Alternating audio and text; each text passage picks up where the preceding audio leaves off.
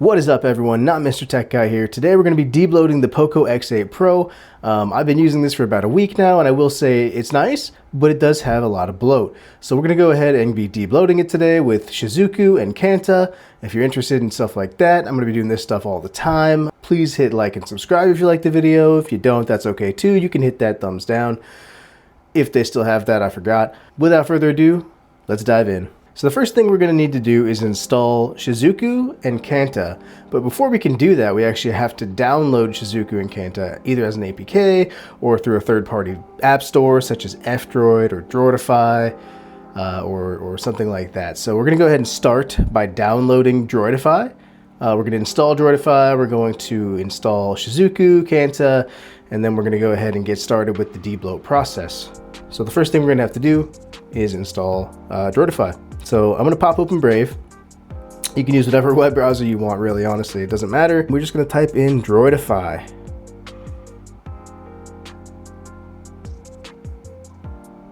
Okay, so you're going to have a few different links here. I like to go to the GitHub. Download it straight from the source, and then if you just scroll down here, you should see a releases, and I did that a little too fast there. But you should see releases, and then you should be able to just tap the latest release. All right, scroll down to assets, and then you're going to want apprelease.apk. It says file downloaded. Go ahead and open it. And right off the bat, it might not let you do this, but it looks like I've already done this. But essentially, it might say that Brave is not allowed to install third-party apps. If it does that, there should be a settings button, but if there's not, let me just show you how to do that in the actual settings. Okay, so once you're in the settings app, you're going to want to go ahead and just go to the search and type in unknown. And then you should see install unknown apps. Click that. And then it'll bring you down here. You're going to want to click that.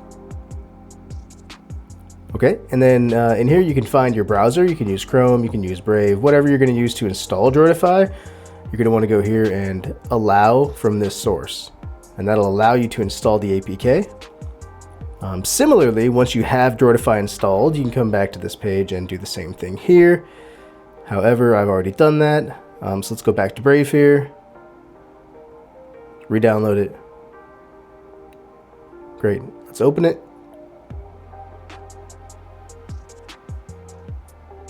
Okay, so now this is a little fun thing that Xiaomi does, is they do a security scan on every single APK that you install.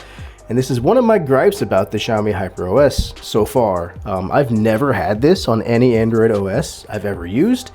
It's just something that Xiaomi is doing on HyperOS, and it's not a bad thing. I mean, it's a security feature, but it's a little bit annoying, to be honest. I've never had this happen on any other phone, but it's easy enough to just continue on with your day and then open it, when it's done. So once we have Droidify installed, we can go ahead and search for Shizuku.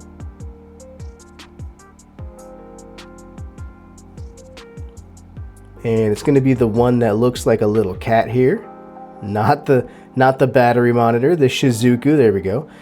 Go ahead and install that, and then click install.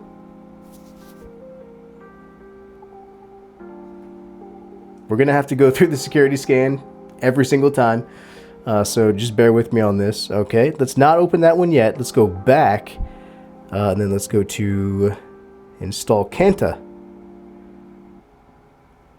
And there it is, Kanta. Install. Install.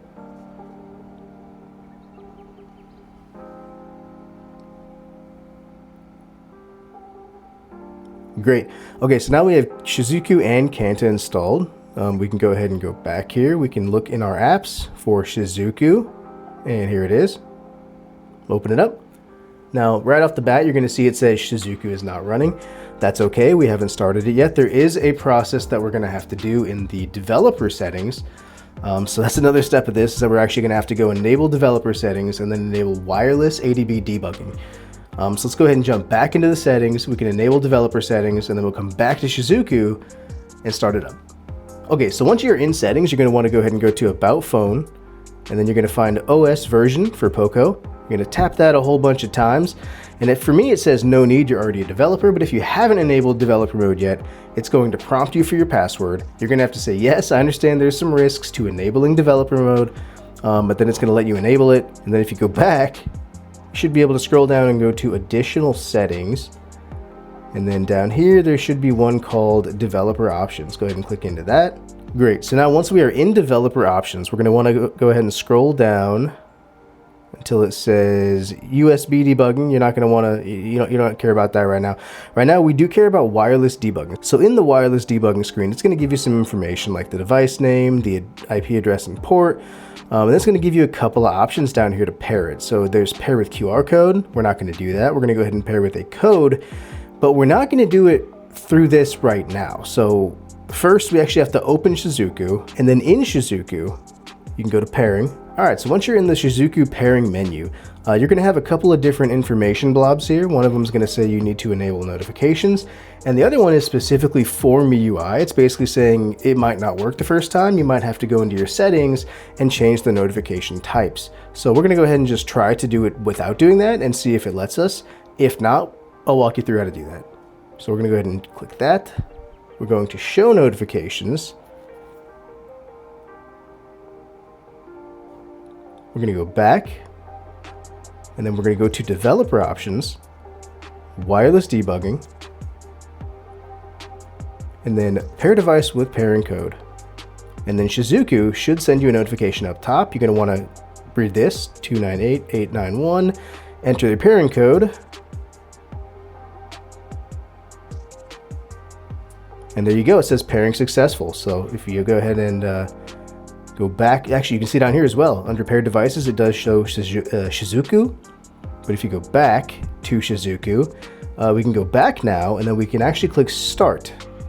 And actually, one thing I just noticed is back in Shizuku for Xiaomi phones specifically, it basically says that HyperOS is not going to allow you to use Shizuku right off the bat. You may have to go into developer options and tweak some settings. I'm not familiar with what that is yet, so let's go ahead and read that. So read help.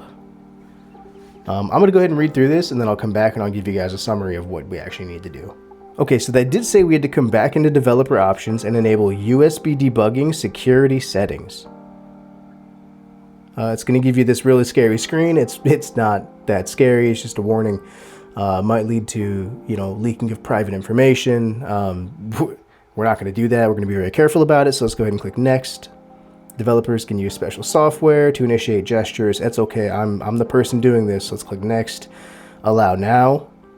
You have to wait and accept.